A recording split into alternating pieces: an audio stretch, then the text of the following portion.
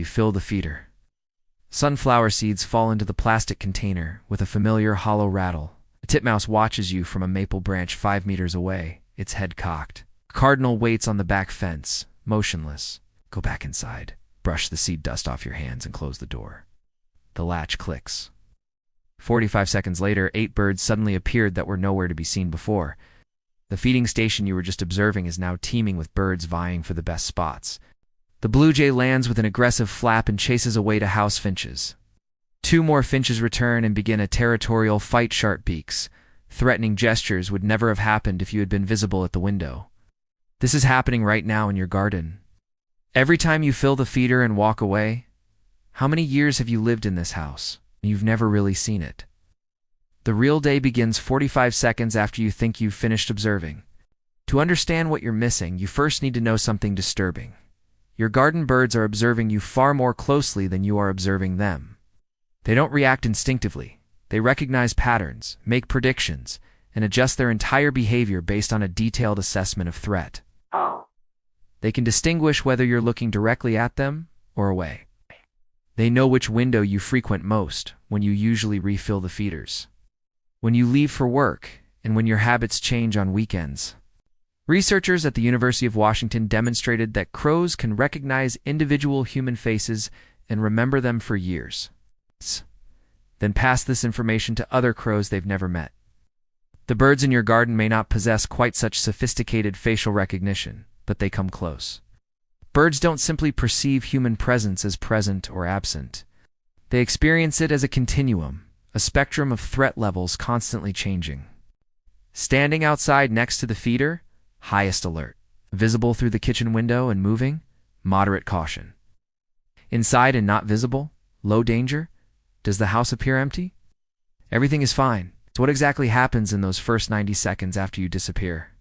There are 4 specific categories of behavior you've systematically overlooked. First, dominance hierarchies become visible. When you're watching, birds often wait patiently for their turn. As soon as you're gone, the true pecking order emerges. Blue jays aggressively chase away smaller birds with outstretched wings, behavior they completely suppress in your presence. Cardinals suddenly assert themselves over house finches. The downy woodpecker that seems so timid chases a nuthatch twice around the tree trunk. Birds avoid drawing attention when predators or humans they perceive as such are nearby. They wait, adjust their behavior, and as soon as you move away, the true social dynamics reveal themselves. Second, eating behavior changes completely. In your presence, birds behave like grab-and-go feeders. They land, snatch a single seed, and immediately fly to cover. Average dwell time, 4 to 7 seconds.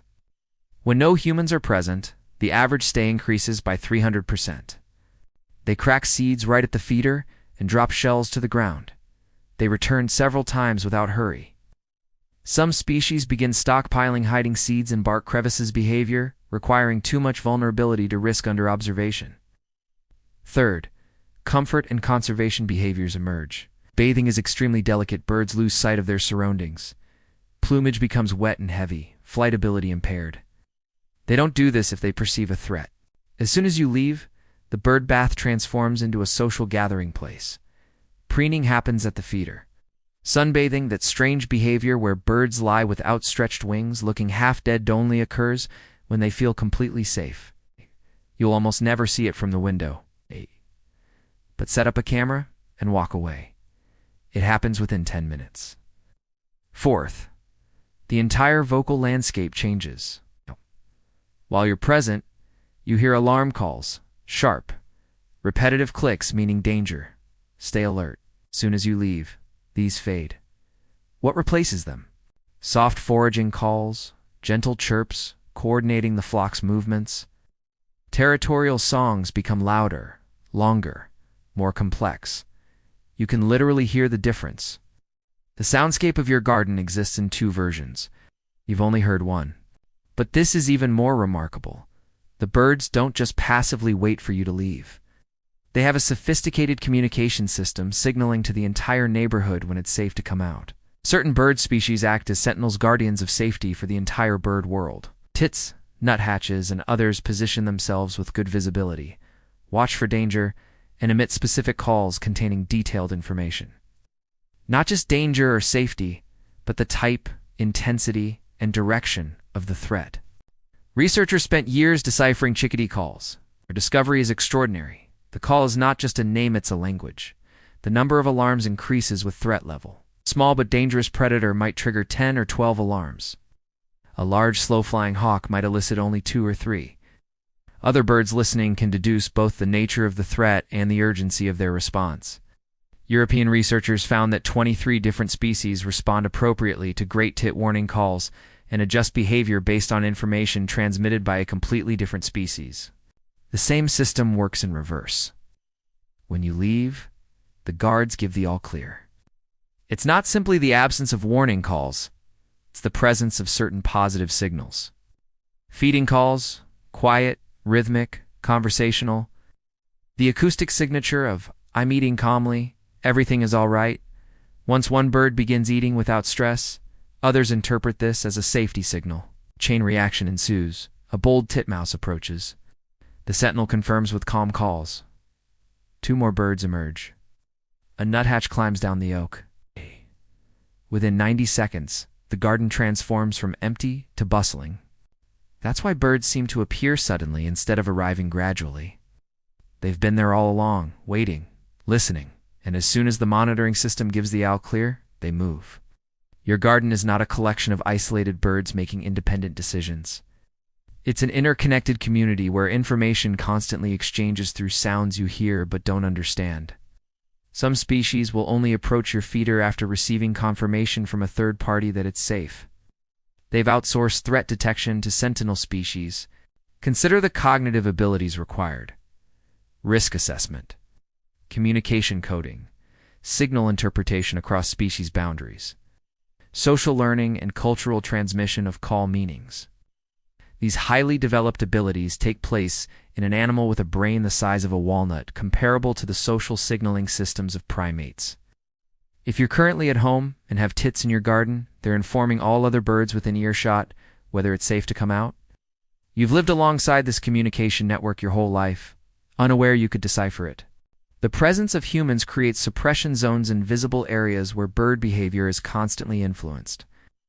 In suburban areas, bird activity follows temporal patterns inversely related to human routines. Peak bird activity occurs between 5:30 and 7 a.m., before most people leave, and again between 7 o'clock and 9 p.m. after most have gone to bed. Automated acoustic recordings in a Connecticut suburb revealed something astonishing. 40% of birdsong occurred between 10 p.m. and 5 a.m. times, when homeowners assumed their yards were virtually empty. Your garden is busiest when you're asleep. During COVID-19 lockdowns, when people suddenly stayed home during usual working hours, urban ecologists documented dramatic changes. Not an increase in bird numbers, the numbers remained the same, but existing populations became more noticeable. Birds used habitats closer to homes, sang at times they'd previously avoided, performed courtship rituals in areas normally reserved for nighttime.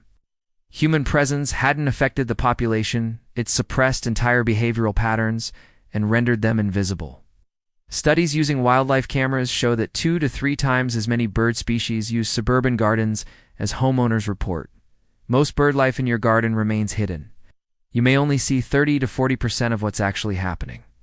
For every hour you spend observing, 3 hours of undetected activity occur in the same space. So what does this mean when you stand in your garden tomorrow morning with coffee in hand, watching your feeder? You cannot observe birds without changing the object of observation itself. This is the observer effect, and it's not just quantum physics. It happens every morning in your garden. Observing means participating. You're not separate from the system, but part of it. Your presence is information spreading through the network, influencing behavior in real time. Wilderness is not a place. It doesn't only exist in remote areas far from civilization. Wilderness is a behavior arising in the absence of human attention. The natural version of your garden exists in the same physical space as the observed one. Same trees, same fence line. They're not separated by distance, but by your presence or absence, by whether you're watching or not. For years you thought, I watch birds. The new understanding. Birds and I are constantly negotiating the space we share. You're not a spectator. You're an actor in this drama. Every time you step outside, you change the script. Every time you step back in, a different play begins. One version has remained hidden from you until now. The new enchantment you seek isn't about discovering new places. It's about seeing familiar places from new perspectives. Your garden isn't a poor substitute for real wilderness. It's uncharted territory full of hidden complexity you'll only gradually unlock. The secret is not far away. It's 45 seconds after you close your door. So the question is, how do you observe what happens when you're not looking? For techniques. No expensive equipment required. Motionless bird watching. Place a chair 2.5 meters from the window. Turn off the light. Remain completely still. Wait a full 5 minutes without moving. Don't look at your phone. Don't change position. Just wait. Birds often signal reassurance when they can't detect movement. Important. Distance from the window, darkness behind you, absolute silence. It's harder than it sounds. The camera alternative. Place your smartphone on the windowsill, pointing at the feeder. Press record. Leave for 20 to 30 minutes. Come back and watch at double speed. The most noticeable behaviors appear in the first 5 minutes after you leave the frame. Your smartphone is sufficient. The dawn effect? This is by far the most effective. Get up 30 to 45 minutes earlier than usual. Don't turn on the lights. Observe from a darkened window during dawn, not after sunrise, but in that blue twilight before. You'll see different species. Bolder behaviors, social interactions, normally suppressed. A single morning is enough to change your perspective forever. The sound exercise. Don't observe, just listen. Learn to recognize sentinel bird calls, tits, nuthatches, jays. Pay attention to how the soundscape changes when you go outside and when you come back. You can hear the all-clear signal if you know what to listen for. This is how you learn to decipher the communication network in which you've lived. What you'll notice, a cautious grab-and-go mentality manifesting as I know you're watching. You'll hear the guard give the all-clear as soon as you close the door. You'll notice which birds never come when you're visible. These are precisely the ones worth observing with the camera. You'll discover that the seemingly empty feeder isn't empty, it's waiting. Try the dawn observation this week. Set your alarm 30 minutes before your usual wake-up time. Observe your feeding station from indoors in the dark. What behavior did you observe that you've never seen before? The border is not somewhere out there, beyond the horizon. It's right here. It's 45 seconds after you stopped watching. It's always been here.